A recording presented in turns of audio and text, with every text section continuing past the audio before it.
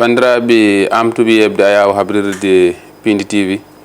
caggal yettude gueno gonɗo jonɗo en juule rasul sallllahu alayhi wa sallam en calmini khalifaɓe diini noon kadi en calmini khalifaɓe aado ngol waɗi temedere e capanɗe jeenayyi keɗen mbaɗa nde ɗo yewtere wiyetende holmo woni an. Holmo woni an mbiɗen ko façon neɗɗo foof ina wawi ɗo arde ko ɗum fandu walla mbiyen ko wutte Baye Fall kono kadi en calmini ɓen ɓe ganduɗa ko ardiɓe ene galle he guilay waɗoɓe feere kadi ne ha jeeɗen en calminiɓe no feewi. Hande noon eɗen bismiɗo goto e sukaɓe eɗen mbawi wide ko sukaɗo batte duuɓi kono noon kadi ne ko mawɗo ɗo batte hakkille jeeyaɗo e parti ceerno Alhassane Sall. Ceerno Alhassane Sall noon so tawi eɗen kaala ɗum ma en duttoto asli makko. Den gandi o jeeya koye département Podor kono kadi no o jeeya koye commune Guédé village o jeeya koye wuuro ina wiye Donnay kono noon o jooɗi ko ɗon Thiès ina wiye wuuro woto gare suji ɗiɗi o woni hen Mbiro Benno Dekki Ñaari Gare. Ɗum noon en mbatta joni joni so wona tottudemo konngol o salmodira e ɓen ɓe ganduɗa ko jooɗiɓe walla mbiyen amtuɓe yebde ayawa habrirde Pindi TV en mbatta joni joni so wona tottudemo o salmodira e yeɓoɓe men. Assalamu aleykum. Aleykum salam. Mi salmini Sénégal fof mi salmini aussi kala mbiyo wimi e wimami min beltima no feewi hamin gari ɗo min tawi ɗum ɗo min tawi mon ɗo min tawi demgal ngal kadi ko demgal mo ganduɗa min mbaɗi hen fiére min mbaɗi hen fiére min goni aussi minen mbiyete ko Oumou Ba minen kodi Guédiawaye min woni représentant de la liste Sénégal Kessé de la coalition Sénégal Kessé président Thierno Alassane Sall et président Abdoul Mbaye e goɗɗi parti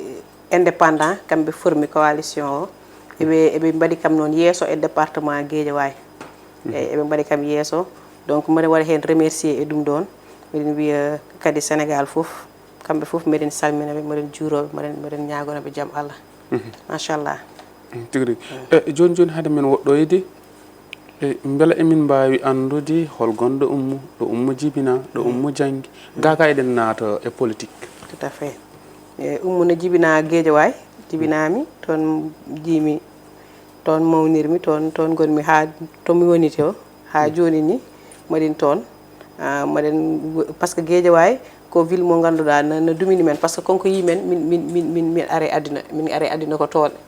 donc min belti hen ko aussi min mbaɗi hen fiére aussi e hodde toon e min kodi ko cosanujam woni ko Donnay yayam ko Donnay najo babam ko Thielaw najo donc pular o kam vraiment komin 100% ha pular voilà. Kono kadi pular o ko pular tappale tan seeɗa pular seeɗa wolof seeɗa français seeɗa to banggue jangde mani beelo hoto tolniɗa. Tout à fait had jangde kadi min janggi no min foti janggude min waɗi primaire do école 18 toon badden primaire no min gumbi école 18 cursus moyen o foof min mbaɗi ɗum e école wiyetede Adjaratou Maymouna Diagne école privé toon janguir dañ ha dañden BFEM min continue ha bac ha joni kadi min dumini ɗon min arrêté ɗon jangde men min naata éducation min naata éducation min goni hen min goni ha boyi mi wiyan yomin darto seeɗa min ubbitito ko ganduɗa ko Guédiawaye guddituɗen min jeeya ɗum min wawa hen wadde formé cukaɓe Guédiawaye ɗum ɗon tahi guddidden école udditmi école indirimi école o yo Allah wallu yo Allah wallu école o indina Ceerno Seydou Mountaga on tutti kam inde nde o ñaagui hen aussi par ce que yayam nen hen e daayira o konko woni président o nde min dañi idée o noon min jeehi min haalde e Ceerno Seydou haw rokki men inde o ñaagui hen kadi o wi kadi yo Allah wallu yo Allah wallu yo Allah wallu yo Allah wallu yo Allah wallu plus école beela ko caggal kadi ko darnoɗa ɗum ene jogui wallodeɓe ma to batti tottoɓe ma haaliss. Non min ngala balloɓe minen jahata e banque uji ɗi tan min mbaɗa préfinancier min mbaɗa fehe min mbaɗi feere hamin fawi école o joni ummima préscolaire dañi élémentaire joni nen moyen te bientôt min judi uddide moyen secondaire o inchallah école o kadi mi waɗi hen social ko heewi par ce que sa yeehi Guédiawaye ma yimɓe ɓe ganduɗa eɓe jiiɗi kono eɓe mbawa joni min jiiɗi ɓe eɓe mbawa ɓe donc il faut minen min ko xam-xam mo men dañi o gandal ngal min mbaɗa ɗum rendre Guédiawaye par ce que ɗon min jettir ɗum ɗon min janggi ha 2000 foti ɗo foof joni école o ɗum ɗon tahi min mbaɗa hen social kewɗo social o pour jabgina cukaɓe ganduɗa parents ji men jiiɗi kono moyen o ala ɗon sa ari ɓe école o min jettat ɗum automatiquement min ala hen boom arrière pensée par ce que min mbatta ko min jeewani hen kalis min jeewata hen koko yettere Allah nde joni so ɗon namno ala ko neɗɗo addata naata walla on ƴewat tan ɓe paraji mumen ñi amuñu doole ɓe ngala doole ngara toon eyyi ɓe ngala doole arat toon dañɓe doole kadi nen toon du coup mo dañɓe doole de soɓe jiiɓi eɓe dawrat mo ala doole ɓe ça veut dire sa ari parent o so ari tan déjà son kalɗi tan sa wimo prix o tan mo andu o wawi yobde walla o wawa so o wawa yobde o wi min comme cas social tan directement min nawatmo cas social du coup les plus forts ramènent les plus faibles voilà beela wonde debbo mbaɗa ɗum beela ne weeɓi non weeɓani par ce que minen galle ɓe min jibina o ko galle éducation et développement mi jibinami mi tawa yayam e mawnirabam galle men déjà ko daara en jangga toon alquran galle men joni mawnirabam e ɗum eɓe gowi liggidde e ONG wayno plan international no walla yimɓe no rokkaɓe fourniture no rokkaɓe paade cukaɓe Save the Children no waɗa protection de l'enfant Marraine Eden ɗum ɗon foof woni association uji e ONG organisation international ganda eɓe garat min balla ɓe pour min balla population Guédiawaye o donc à notre âge donc on a grandi sur ça donc li nga màgg rek juddu ci nàmp ci souvent c'est ça que tu peux véhiculer koyko mawnuɗa ko jibinɗa ko mawnuɗa hen ɗum woni ko guurata beela jotta ka ɓoy tan mbaɗa découragé man dal donc comme ko duma am dar mi dañata hay ɗum reɓe jaafo mi dañata hay hunde non yomi woppu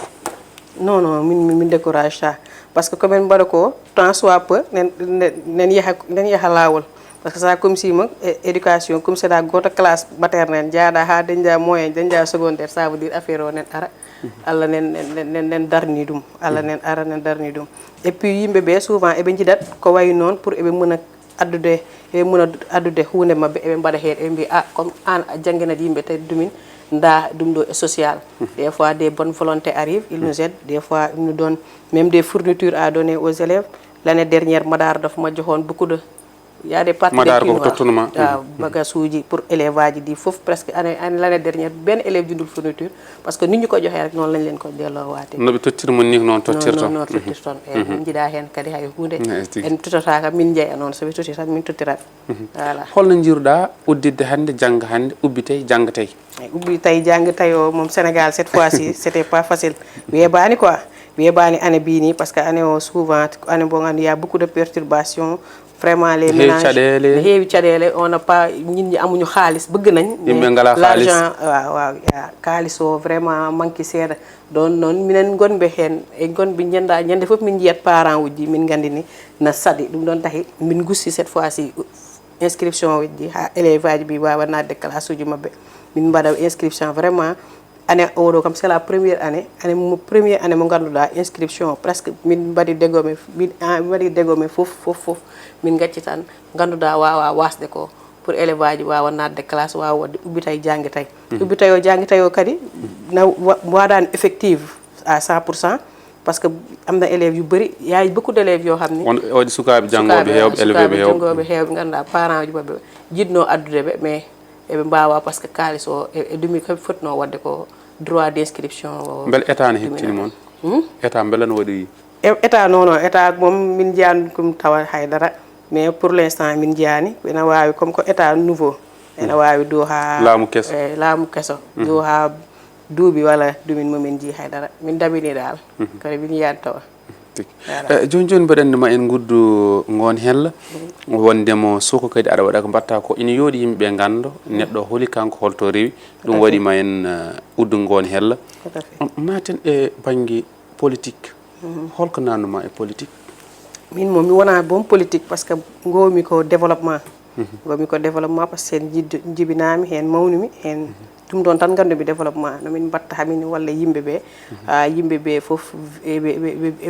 eɓe daña souffle mo nouveau quoi du coup min jooɗi tan comme min wona politique mais min ji e ceerno Alassane ko ganduɗa weeɓani joni e politique ganduɗa so wima hunde hande janggo dans 10 ans ko ɗum ɗon ko wima ko oman hen c'est ɗum ɗon noon woni ko weeɓani ɗum ɗon tahi min jetti engagement personnel men. est ce que wona onon jiidu wuro tan onon jiidu wuro noon gori non man d' accord ɗum si yoyde man mi jaɓani ɗum est ce que wona oɗon jiidu wuro tan ɗum famnaki ono tawɗo non jiidu wuro kay ma wi aɗa yiɗi ɗum tawɗo non jiidu wuro ya miɗen jiidu wuro mais nomi natata e makko bo mi annda noon miɗen jiidu wuro c'est après gadduɓe ɗum après gadduɓe ɗum valeur uji a suwa haalde ɗo ceerno haydara a haalani ceerno haydara haal ko leeri faw ko leeri tegal ɗum leer faw ko laaɓi min ganda ɗum tahuma jaggude ceerno eyyi ko tahima e jaggude ceerno noon neɗɗo mo ganduɗa a jogui salaire 20 millions gara e président mbiyam président ittu salaire o 20 millions mbaɗana hom 5 millions aɗa rendi sénégal marche ñu jiiɗa foof duko mo jiiɗa foof yo salaire am ummo ujunaji sappo yaha ujunaji nogas ɗum ɗon ɗanta a meeɗa nande ummo ujunaji nogas ara ujunaji sappo konko woni la première personne mo jiimi waɗi ɗum konko kadi jiimi o waɗi kadi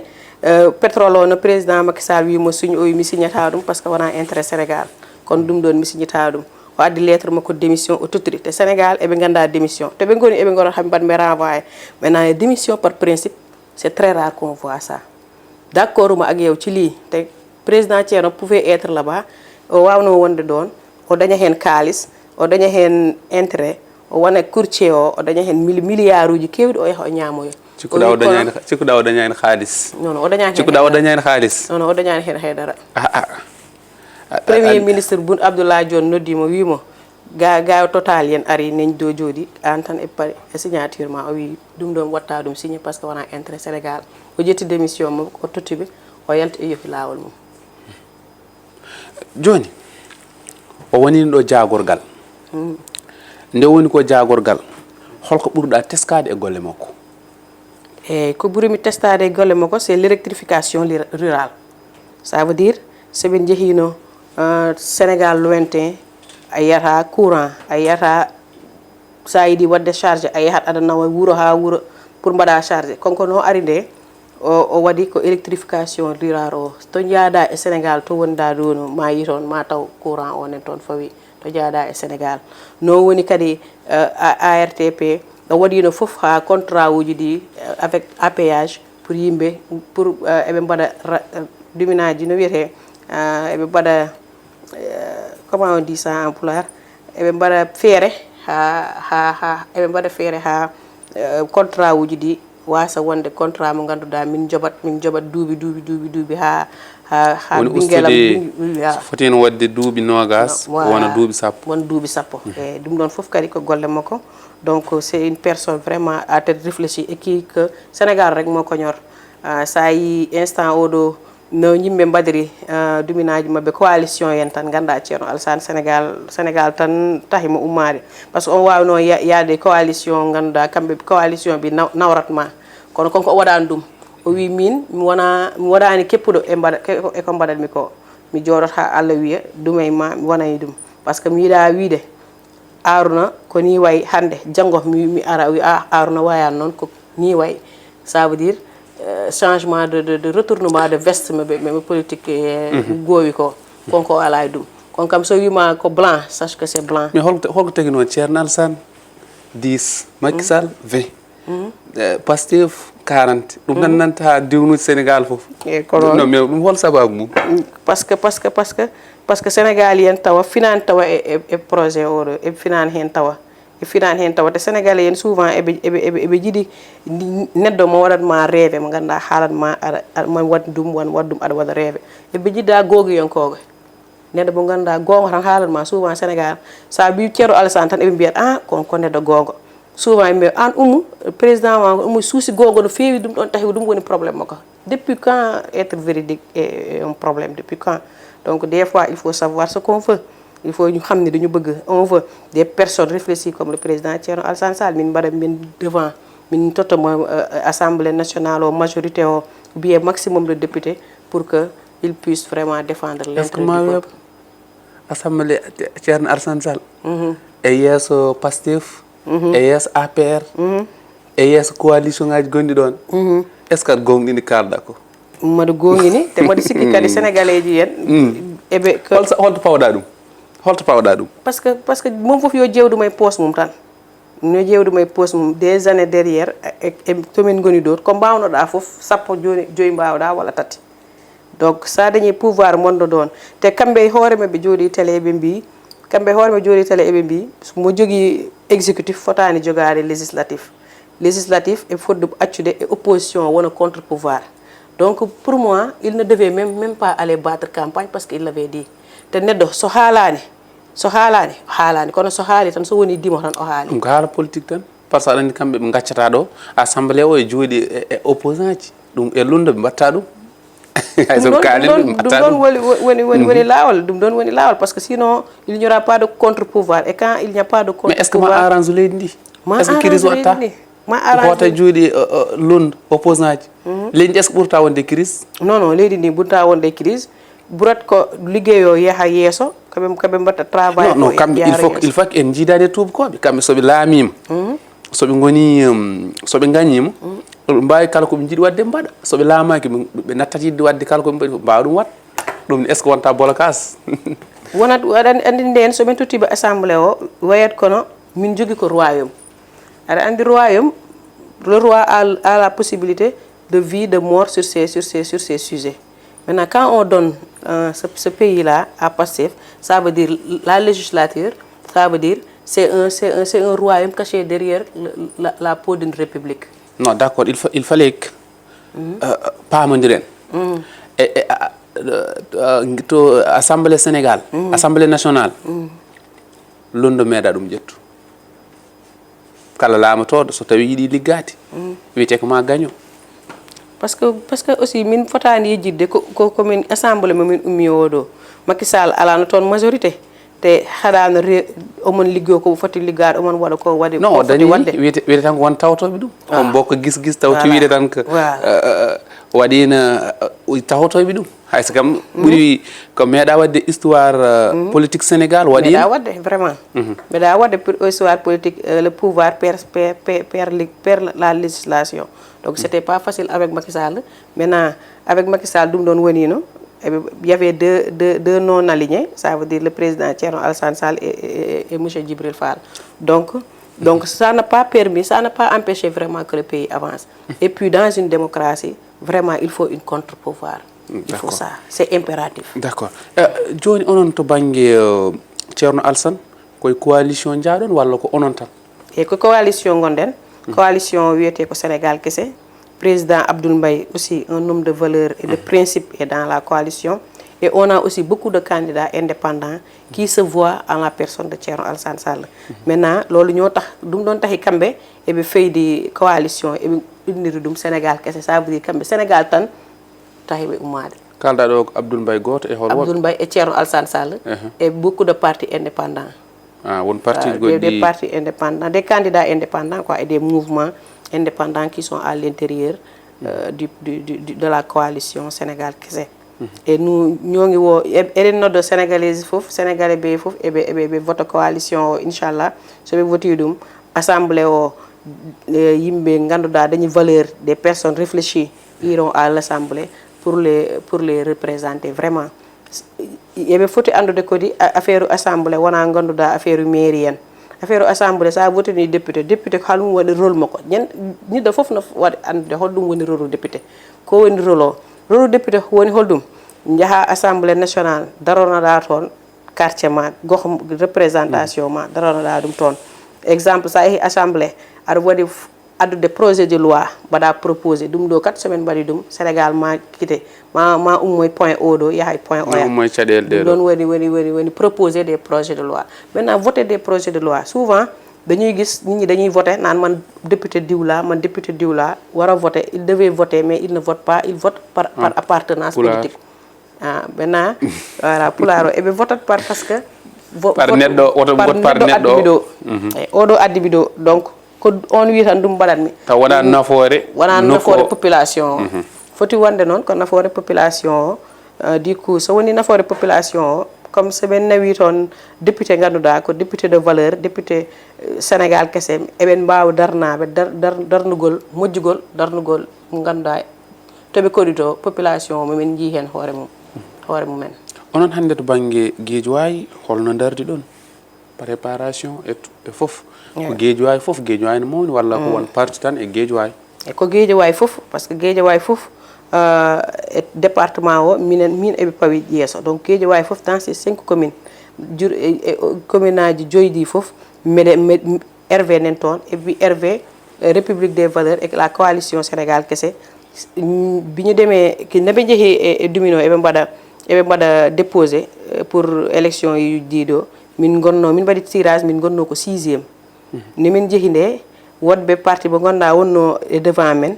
mbiyen eɓe parani parce que eɓe mbaɗani organisation politique e fotde wonde caggal fof wonani hen min gari min woni eɓe gari eɓe naati duminaji mabɓe moƴƴani eɓe jalti min garden min goni 2e ça veut dire que RV ne waɗi e parti politique les plus organisés au Sénégal dans ce pays là ça veut dire la coalition Sénégal kese est la coalition la plus organisée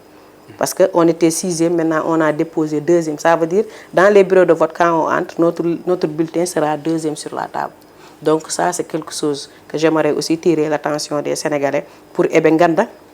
eɓe paama République des valeurs eɓe paama la coalition Sénégal kese que seɓe mbaɗiɓe ɓeeɗo ko yimɓe ganduɗa yimɓe ɓe ganduɗa eɓe mbaɗa duminaji pour affaire o waɗa avancé pour Sénégal yaaro yeeso voilà ko wayno nokkuji goɗɗi ɗi comme Maristes e fof on ngala toon yimɓe si Maristes Dakar fof Sénégal fof min jogui hen yimɓe Sénégal fof Sénégal dans ces 14 régions partout on a des représentants on a des cellules on a monté des cellules depuis l'an dernier partout au Sénégal maintenant au Sénégal il est difficile no wawa wonde boom namnoɗa neɗɗo mbiyama République des valeurs walla Thierno Alassane o wimi anda walla mbiyama coalition Sénégal kese walla wima anda parce que déjà min jeehi présidentiel min dañi expérience e présidentiel o te noon ɓurno musde parce que parrainage te Allah waɗi hamin jewti e parrainage uji ɗi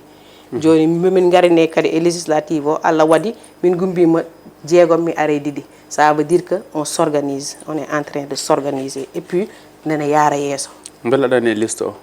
e mbaɗine liste o e département de Guédiawaye tête de la liste département de Guédiawaye sa yi liste uji ko 41 liste kono Allah waɗi min tan woni hen debbo ardanaɗo e liste e département dans les 41 listes déposées et que validé par la conseil constitutionnel président ma keddorɗen ko hojomaji tati soko heewi min jii président ma noddama ko ɓoyani ko caserne Samba Diéry Diallo sababuni winode hakkude Seck Dieye e Seck Dieng ko wonno ko ɗon laaɓani il faut ko ɓe laɓɓinoye ɗum te hande so tawi en paljani e ponno yaade ɓe nooti o holno yaltiri hen et le président Thierno so yimɓe no foti famirde konko no liggirto parce que président Thierno nous-mêmes qui sont dans sa coalition minen min gone nder coalition o min noddirtomo ko gardien de la constitution konko kala ko ala e constitution ala hen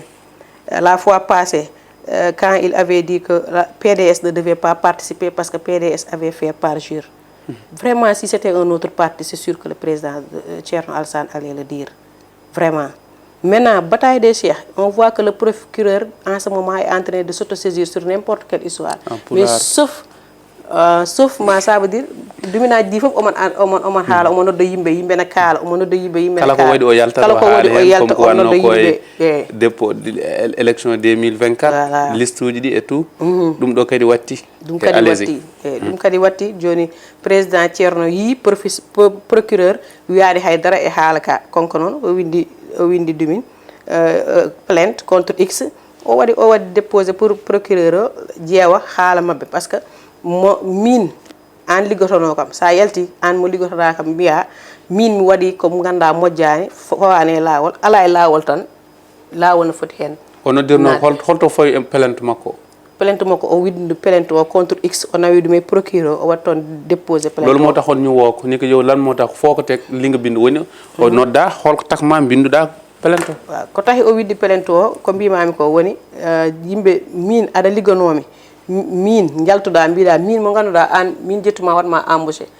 ko maɗa waɗa ko fawa e lawol ko anda lawol ala hen quoi maɗa waɗa ɗum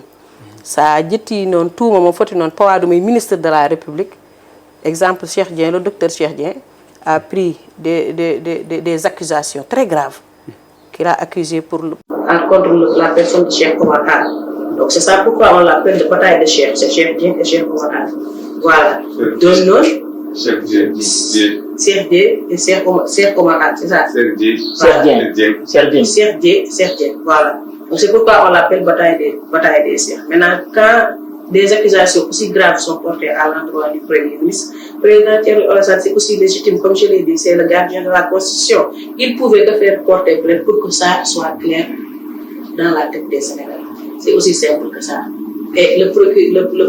a répondu qu'il a reçu. Après, il a appelé le président Thierno. Le président Thierno n'a fait que montrer une vidéo où telle ou telle personne avait porté des accusations. Serge Dieng tokonas wadde yimɓe ɓe paamino noon so waɗi hen cité Cheikh Oumar Anne wona Cheikh Oumar Anne Serge et Serge tout à fait ina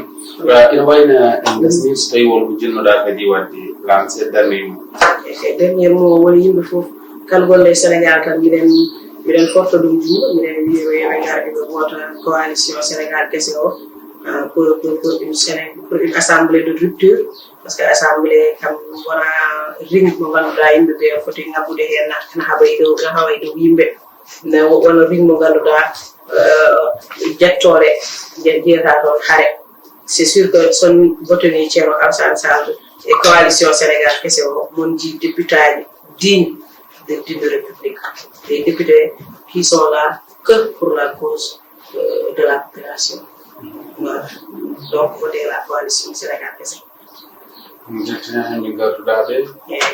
Mais avec chargé des élections, M. Ibrahim Boy, il y a Ansou, voilà, Mamadou Lamine, on l'appelle Ansou, il s'appelle Mamadou Lamine, c'est lui qui est chargé de tout ce qui est infographie, tout ce qui est image, tout. Et puis avec Adama aussi, elle se voit fille, on est là, voilà, donc, voilà la délégation. Nous remercions Pindi TV aussi. Et puis Tonton Diop aussi, Maître Bodjo, hein, vraiment, vous aussi, vous avez invité le caméraman, tout le monde. Voilà. Merci beaucoup, Oumou Ba. Vraiment, que vous avez une fille, que vous avez dame de fer. Vraiment, que vous avez habillé, vous avez foulard, happy about the I know Tinarimo. Town Bandi Demnangal. En jewta hay goto kala iccileeɗo e haal demgal ngal kadi ma en jewde mum hakke ko mbawɗen famdirde makko yimɓe ɓe paama tawno sahaaji mbiyo bon émission waɗe wona tubankore walla wona ɗemgal tan gongal mbiyen taw yimɓe ɓe wona noon jiiɗat paama ko jibbi ɗo jibina e Dakar ɗo mawni e Guédiawaye wadde vraiment en paamaniɓe ɗum ɗon donc wode 190 kadi ko émission holmo woni an en beltanima noon Sané Fashion gonɗo ɗon ɗo Grand Dakar centre El Malick kanko kadi waɗi en ni yamtude kaaliɗo Amadou Hamidou Ba Sané Fashion to ngol 78 311 15 48 Malick